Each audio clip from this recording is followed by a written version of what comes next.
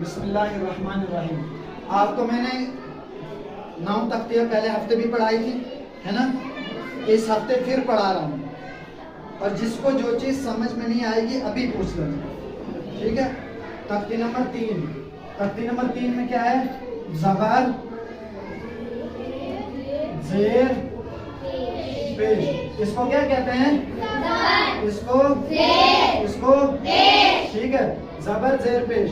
इस अगर एक को बोलेंगे तो हरकत, दूसरी को भी हरकत, तीसरे को भी, और तीनों को मिला के हरकत क्या कहते हैं? अब बोलो, ज़बर ज़ेर पेश को क्या कहते हैं?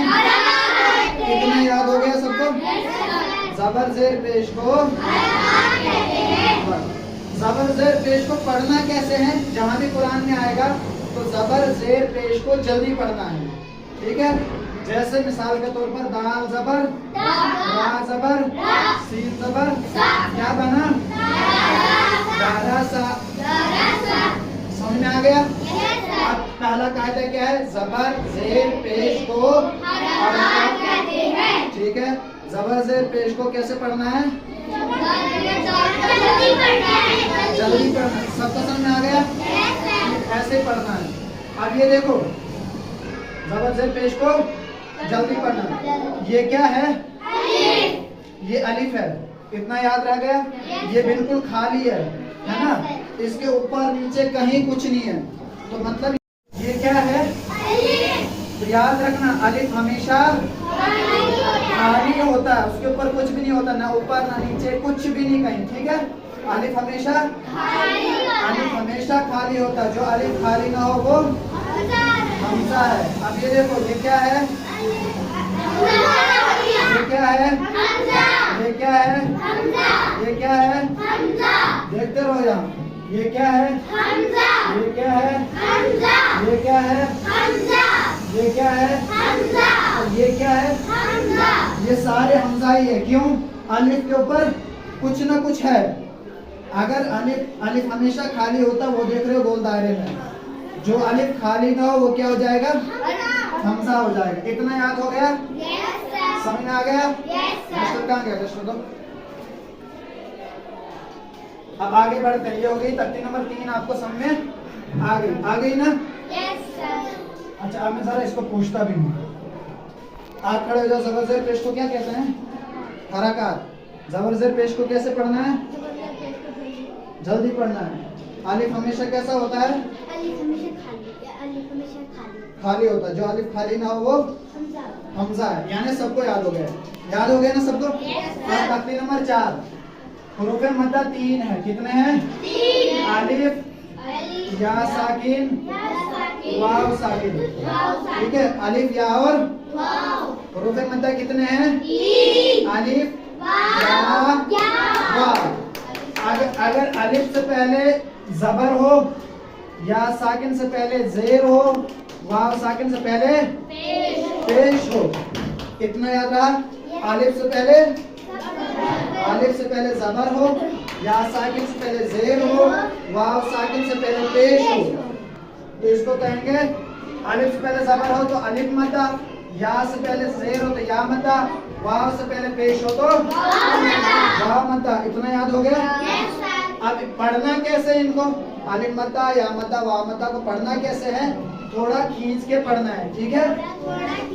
जैसे हमजा अलिफ ज़बर आ, बा, हमजा या ज़ेर, हमजा वाव पेश ऊ।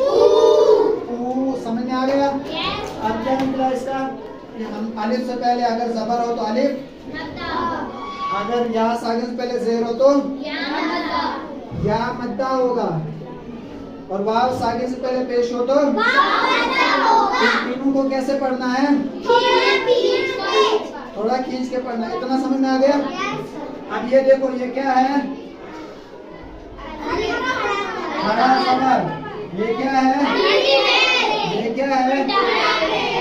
उल्टा पे। जैसे अलिफ मद्दा है वैसे ही खड़ा ज़बर भी है, जैसे या मद्दा है वैसे खड़ी ज़ेर है, जैसे वाव मद्दा है वैसे ही उल्टा पेश है।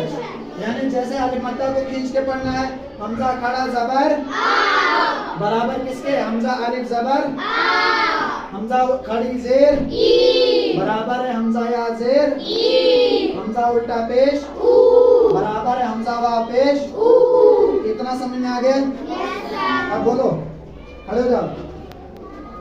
अगर वाव साकिन से पहले पेश हो तो क्या होगा? वाव मद्दा। खड़े हो जाओ। वाव मद्दा को कैसे पढ़ना है? खींच के पढ़ना है। जैसे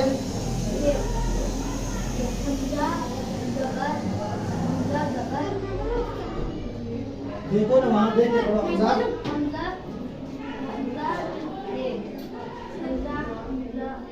ये क्या है? ये पढ़ो ना, हमजा हमजा वाव पेश समझ में आ गया? तो ये हो गया तख्ती नंबर 4। अब हम आगे बढ़ें। समझ में आ गया सबको? अब तख्ती नंबर 5। तख्ती नंबर 5 में है हुरूफ़े लीन 2 हैं। कितने हैं? 2। अब हुरूफ़े मद्दा और हुरूफ़े लीन में गड़बड़ हो जाएगी, ठीक है? तो इसलिए दिमाग पहले से हाजिर रखना। हुरूफ़े मद्दा कितने थे? 3। हुरूफ़े मद्दा 3 थे। कितने थे? 3। ये हो गया हुरूफ़े मद्दा। क्या हो गया? अब हुरूफ़े लीन 2 हैं। कितने हैं? 2। हुरूफ़े लीन 2 वाव और या साकिन, वाव साकिन और या साकिन। अब हुरूफ़े मद्दा में भी था यही, हुरूफ़े लीन में भी यही है। फर्क क्या है? हुरूफ़े मद्दा में या साकिन से पहले ज़ेर था और हुरूफ़े लीन में या साकिन से पहले ज़बर है।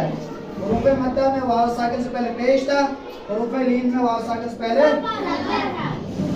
आसानी के लिए याद रखो कि हुरूफ़े लीन में दोनों जगह देखो, वाव साकिन से पहले ज़बर है, या साकिन से पहले, तो हुरूफ़े लीन हो जाएगा। समझ में आ गया? अगर वाव साकिन से पहले ज़बर हो, या साकिन से पहले ज़बर हो, तो क्या हो जाएंगे? हुरूफ़े हुरूफ़े लीन को पढ़ना कैसे है? नरम आवाज के साथ जल्दी पढ़ना। ये दूसरा फर्क हो गया। हुरूफ़े मद्दा को कैसे पढ़ते थे? खींच के पढ़ते थे। और हुरूफ़े लीन को कैसे पढ़ना है? नरम आवाज के साथ जल्दी पढ़ना है, ठीक है? ये हो गया नरम आवाज के साथ जल्दी। समझ में आ गया? हुरूफ़े लीन भी अभी पूछेंगे बाद में, फिर सबसे देखते हैं कितना याद रहा।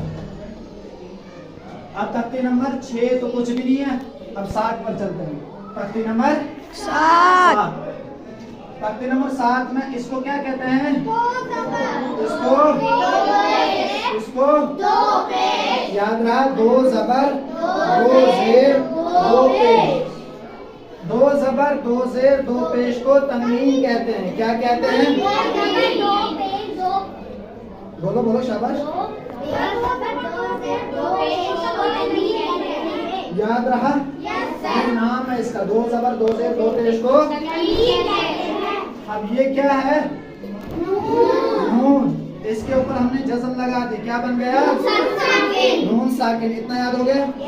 इसको कहते हैं तनवीन, इसको कहते हैं नून साकिन।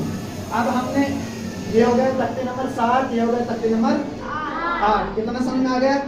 2 ज़बर 2 ज़ेर 2 पेश को तनवीन कहते हैं, और जिस नून पर जज़म हो उसको नून साकिन कहते हैं। नाम याद रहा? अब आगे बढ़ते हैं। तख्ती नंबर 9। तख्ती नंबर 9। तनवीन आपको पता है? किसको कहते हैं तनवीन? किसको कहते हैं तनवीन? आप बोलो।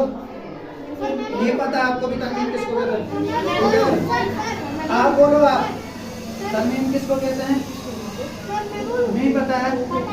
आपको पता है तनवीन किसको कहते हैं? देखो ना, जिससे पूछूंगा बोलो। आप बोलो। अलिफ या वाव को तनवीन कहते हैं। हाँ, आप बोलो। हाँ, अभी तो मैंने लिख के मिटाया। 2 ज़बर 2 ज़ेर 2 पेश को तनवीन कहते हैं, और जिस नून पर जज़म उसको नून साकिन कहते हैं। अब याद रखना, अब अगर कुरान में आप देखेंगे कहीं पर भी तनवीन के बाद या नून साकिन के बाद, तनवीन के बाद या नून, अभी मैं लिख के रखता हूं मिसाल। जैसे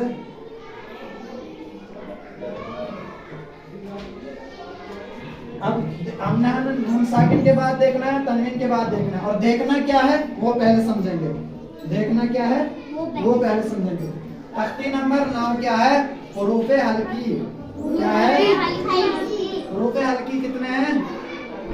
ये जैसे गला है, ठीक है, यहाँ से ऊपर किसी का मुंह है, यहाँ से ये ऐसे। अब ये हुरूफे हल्की 6 है। कितने हैं?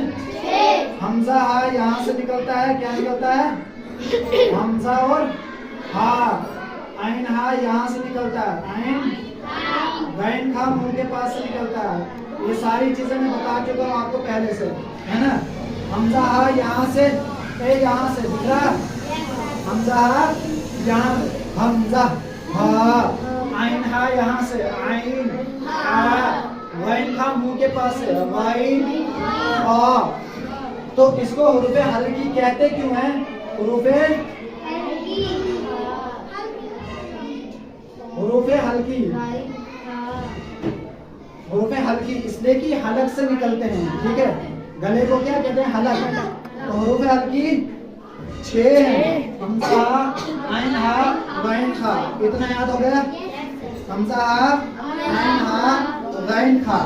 अब इसका दूसरा नाम इजहार भी है। क्या है? इजहार। इजहार क्यों कहते हैं? क्योंकि नून को जाहिर करके पढ़ते हैं। क्यों पढ़ते हैं?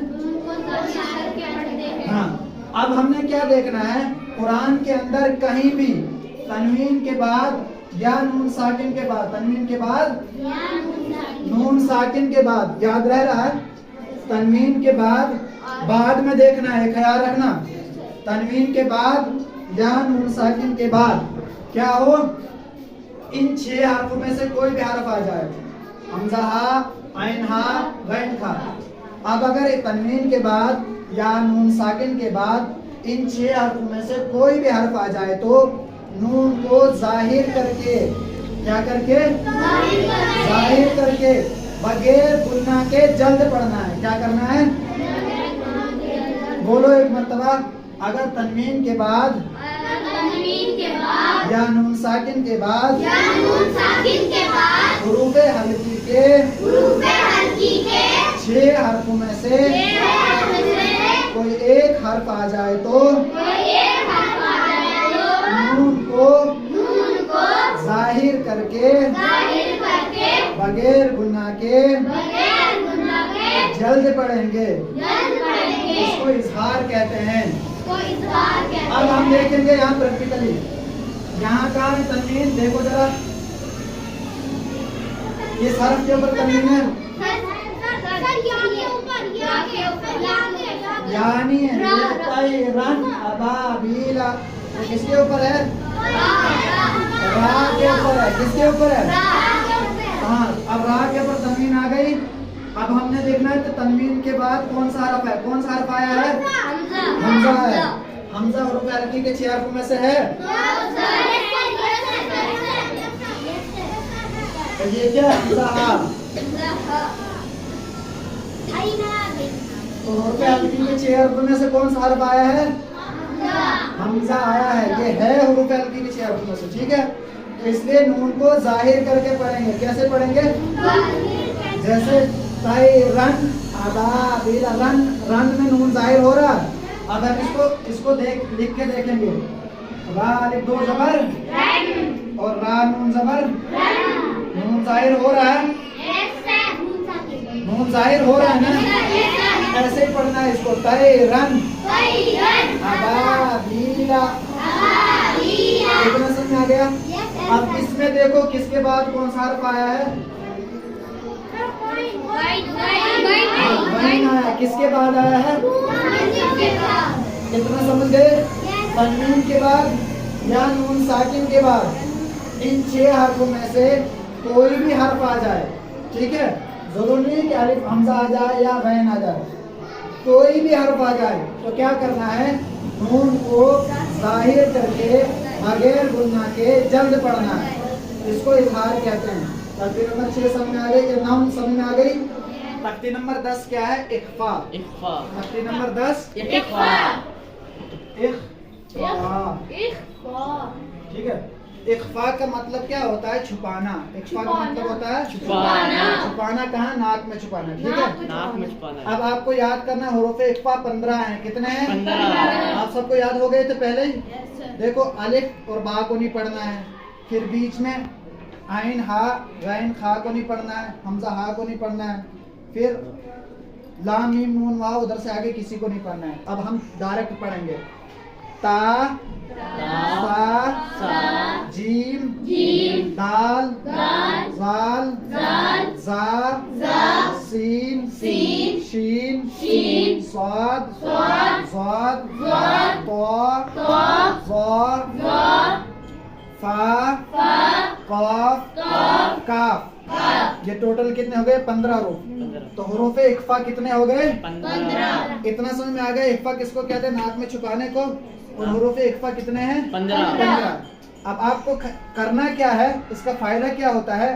कुरान में जहाँ कहीं पर भी, कुरान में जहाँ भी तनवीन के बाद या नून साकिन के बाद, तनवीन किसको कहते हैं? दो जबर दो जेर दो पेश को तनवीन कहते हैं। और नून साकिन किसको कहते हैं? जिस नून पर शाबाश। तो आप देखना है कुरान में जहाँ भी कहीं तनवीन के बाद या नून साकिन के बाद इन 15 हरूफों में से कोई भी हरफ आ जाए, ठीक है, 15 हरूफों में से कोई भी हरफ आ जाए तो नून की आवाज को नाक में छुपाकर पढ़ना है। जैसे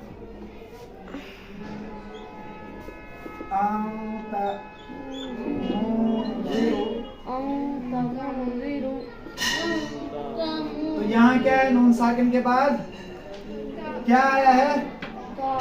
सब देखो ना क्या आया है नून साकिन के बाद? तो यहाँ नून साकिन के बाद नून साकिन के बाद जाल आया है। तो हमने देखना है हमेशा बाद में क्या है। देखो यहाँ नून है, इसके बाद ता है, यहाँ नून है, इसके बाद जाल है। तो हमने बाद में देखना है। आप तनवीन की मिसाल लेते हैं।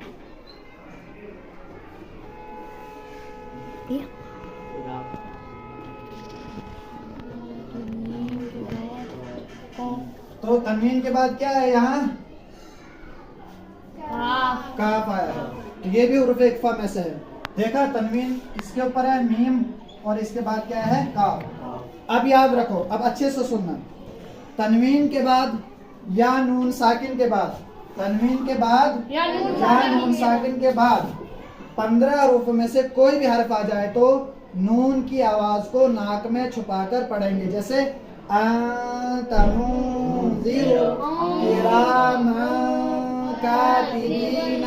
अब इसके पढ़ने का भी एक तरीका है। वो तरीका क्या है? आपकी आसानी के लिए कि जुबान को बीच में लटका देना है। कहाँ लटका देना है? बीच में। ना जुबान को ऊपर करना ना नीचे, बीच में। ठीक है, समझ में आ गया? सबको समझ में आ गया? कौन सा? हाँ।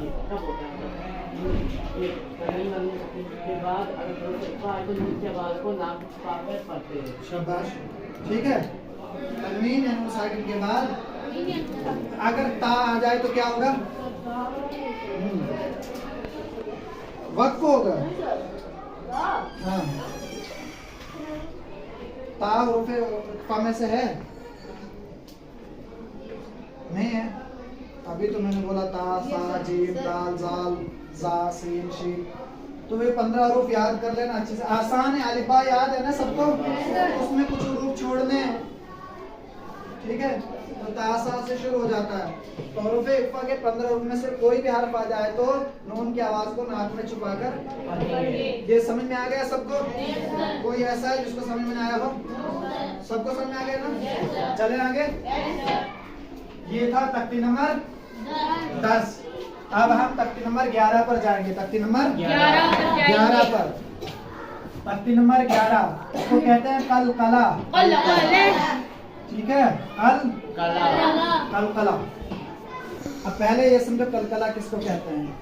कलकला कहते हैं जब मखरज टक्कर खाकर अलग हो जाते हैं, उसको कलकला करना कहते हैं। अब इधर सुनो, रूफे कलकला 5 है। कितने हैं? 5 है। ये इनका मजमुआ है। काफ जीम दाल। ये 5 हरफ नजर आ गए सबको? ये 5 हरफ हरूफ कलकला है।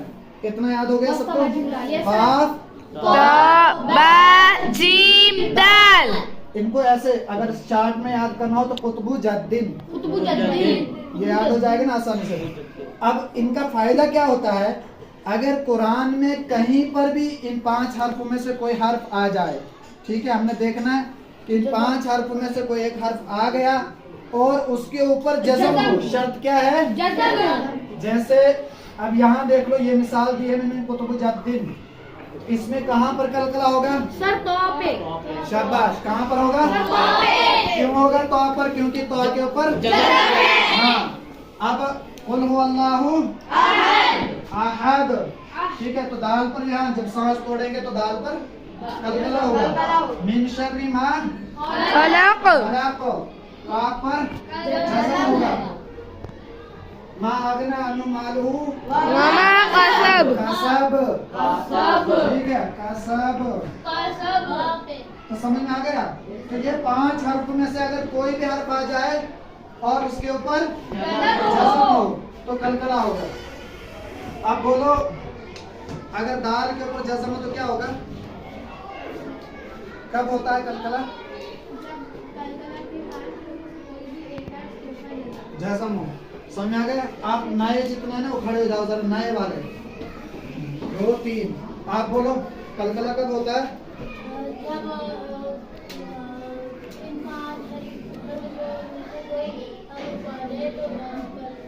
आ जाए तो कलकला हो जाएगा।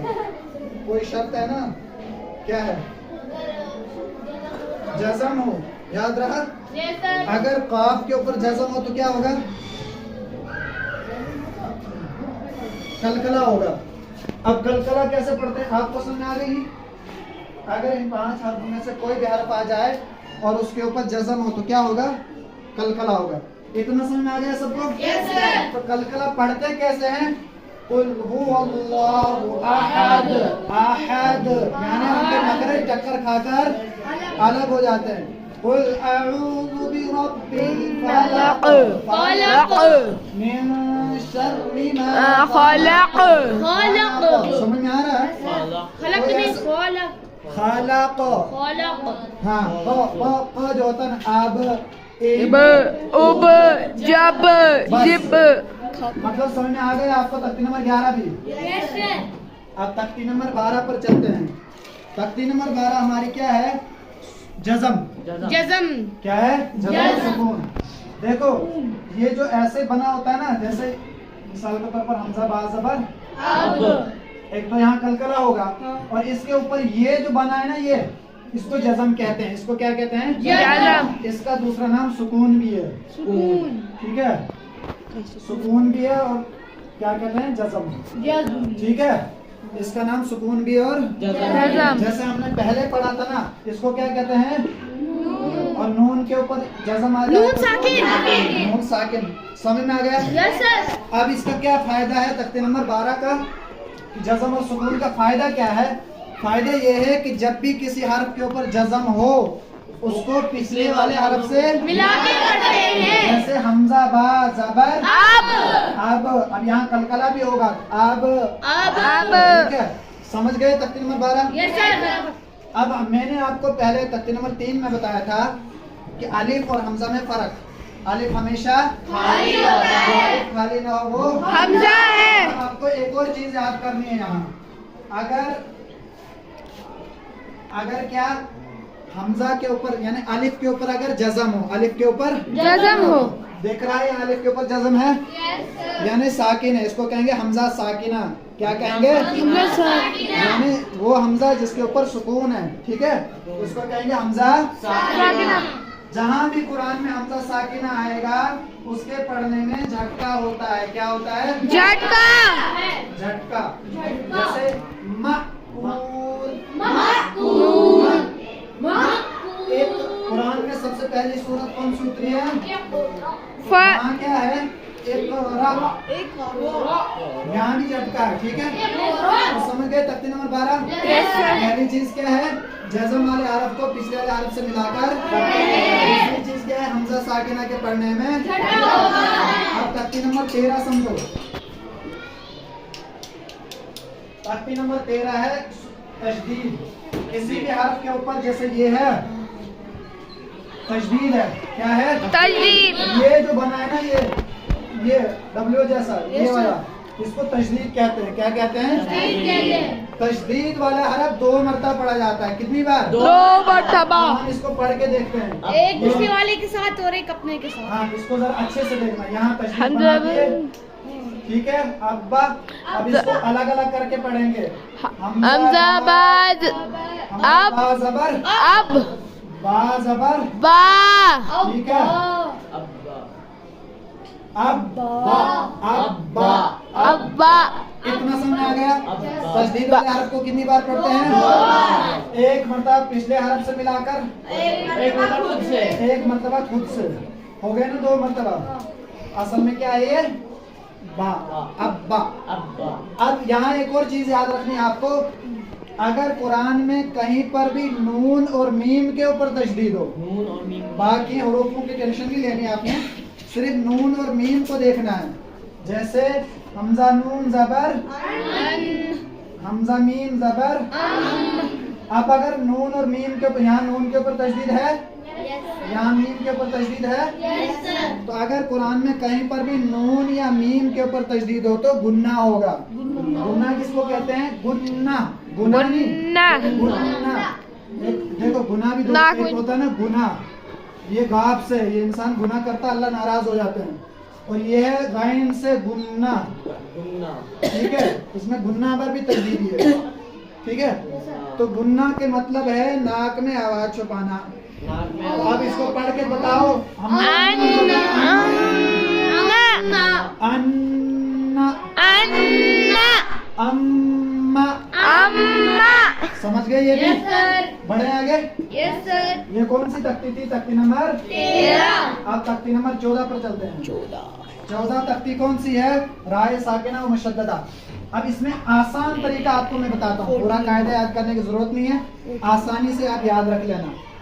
अगर रा के ऊपर जबर है, या रा के ऊपर पेश है, या रा से पहले जबर है, या रा से पहले पेश है, इतना याद हो गया। रा के ऊपर जबर है, या रा के ऊपर पेश है, रा से पहले जबर है, या रा के पेश है, चाहे फिर राय मुशद्ददा हो, चाहे राय साकिना। मुशद्ददा कहते हैं इसको, साकिना कहते हैं इसको, कुछ भी हो। यानी राय मुशद्ददा जिस राह पर तशदीद हो, राय साकिना जिस राह पर जज़म हो, चाहे कोई भी राह हो, आपको सिंपल से याद रखना है। अगर रा के ऊपर जबर हो या पेश हो, रा से पहले जबर हो या रा से पहले पेश हो, तो क्या होगी? रा पुर होगी। पुर का मतलब है मोटी आवाज में पढ़ा जाएगा। जैसे आर अरसलना कुरआनुन। समझ गए पुर का? अब बारीक का समझेंगे। रा के नीचे जेर हो या रा से पहले जेर हो, तो रा बारीक होगी। समझ गए? अब आपको एक चीज का ख्याल रखना है, वो मैंने आपको पहले भी समझाया था कि अगर कहीं कुरान में ऐसा हो जाए, या 5 लफ्ज वो कायदे से याद कर लेना, वहाँ वो हमेशा पूरी पढ़े जाते हैं। खास करके आपको ख्याल क्या रखना है, अगर कभी राय साकिना से पहले जेर हो, मगर उसके बाद हुरूफे मुस्तालिया, यानी वो 7 हर्फ पढ़ाए थे ना, फा सा ज़ाद गैन फा काफ ज़ा हुस्सा ज़ाद तिन क़िज़, अगर इन 7 हर्फ में से कोई हर्फ आ जाए तो रा पुर हो जाएगी। समझ गए? अब तख्ती नंबर आगे चलते हैं। कौन सी तख्ती है? तख्ती नंबर 15। तख्ती नंबर 15 कमरी और शमसी आसान है। तो मैंने आसान तरीका आपको बताया था, क्योंकि आप अल्फाज अगर याद करोगे तो कितना अच्छा होता। फिर भी आसानी के लिए आपको मैंने बता दिया कि तख्ती शमसी में क्या होगा, शमसी और कमरी। शमसी में न अलिफ पढ़ा जाएगा न लाम पढ़ा जाएगा, जैसे वह शमसी, ठीक है। और कमरी में कमरी में लाम पढ़ा जाएगा। बोलो बोलो शाबाश शाबाश बोलो। वह शमसी और कमरी, इसकी पहचान क्या है? शमसी में तजदीद होती है और कमरी में जज़म होती है। समझ गए इतना? अब आगे बढ़ते हैं। अल्लाह कलाम, तख्ती नंबर कौन सी? अल्लाह कलाम। अल्लाह कलाम का कायदा, अगर अल्लाह के जैसे रा का कायदा था ना, वैसे अल्लाह के नाम का कायदा है। ठीक है, तख्ती नंबर 16 है। अगर अल्लाह के नाम से पहले ज़बर हो, जैसे अल्लाह, ठीक है, अल्लाह, तो अल्लाह के नाम से पहले अगर ज़बर हो तो अल्लाह कलाम होगा, और अगर पेश हो तब भी पूरी होगा। और जैसे हो तो बारीक अल्लाहु अल्लाह कुल हुवल्लाहु वल्लाहु अहद। समझ गए? और अगर अल्लाह के नाम से पहले जेर हो तो अल्लाह का नाम बारीक हो गया, जैसे बिस्मिल्लाह। समझ गए इतना? तख्ती नंबर 16 भी हो गई, काफी है आपके लिए। ये तख्ती नंबर 17 समझो पहले। तख्ती नंबर 17 वक्फ का कायदा होता है। क्या होता है? इसमें आसानी आपके लिए ये है कि अगर जहाँ पर आप सांस तोड़ रहे हो, वक्फ का माने क्या होता है? सांस तोड़ना। यानी आप पढ़ रहे थे औज़ु बिल्लाहि मिनश शैतानिर रजीम, सांस टूट गई रजीम पर। अब क्या है, अगर आप जबर पर, याद रखो, जबर जेर पेश, दो जेर दो पेश, दो जबर को छोड़ो अभी, सिर्फ जबर जेर पेश, दो जेर दो पेश। जब भी वक्फ करना हो इन जगहों पर तो आखिरी हरफ पर जज़म देकर सांस तोड़ देनी है। ठीक है, जैसे क्या है? नस्ताईन, नस्ताईन, या नून के ऊपर जो भी हरकत है उसको हटा देना है, तो नस्ताईन हो गया। ठीक है, नस्ताईन। अब आपको दूसरी चीज क्या याद रखनी है? रुको थोड़ी देर, इतना समझ में आ गया? जहां भी जबर जेर पेश, दो जेर दो पेश आएगा तो आखिरी हरफ पर जज़म देकर सांस तोड़ देनी है। अब अगर दो जबर आ जाए कहीं पर तो क्या आ जाएगा? एक जबर को पढ़ा जाएगा एक अलिफ के साथ। जैसे बोलो कोई मिसाल।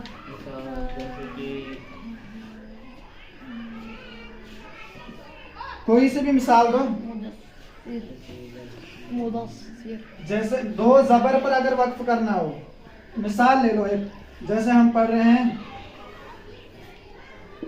नारा, ठीक है, नारा जाता लहब। तो आप अगर किसी के नारंग पर ही सांस तोड़ गई तो क्या करेंगे? नारा, एक जबर को तो ये अलिफ मद्दा हो जाएगा, तो नारा हो जाएगा। समझ गए इतना? दो जबर पर वक्फ करना हो तो एक जबर को अलिफ के साथ पढ़ा जाएगा। अब अगर गोल ता पर वक्फ करना हो, जैसे जारिया, असल में क्या था ये? जारिया तुम। गोल ता पर वक्फ कर रहे हैं तो सारा कुछ हटा देंगे, पेश हो, जबर हो, जेर हो, कुछ भी हो, दो जबर हो, दो जेर हो, दो पेश, कुछ भी हो, गोल ता के ऊपर सब हटा के उसके ऊपर जज़म लगा देंगे, हो जाएगा जारिया। क्या हो जाएगा? जारिया तुमसे जारिया। अब आइंदा फ्राइडे को मैं ये सब सुनूंगा भी। ठीक है, इसको याद करके आ जाना। जा बस करो।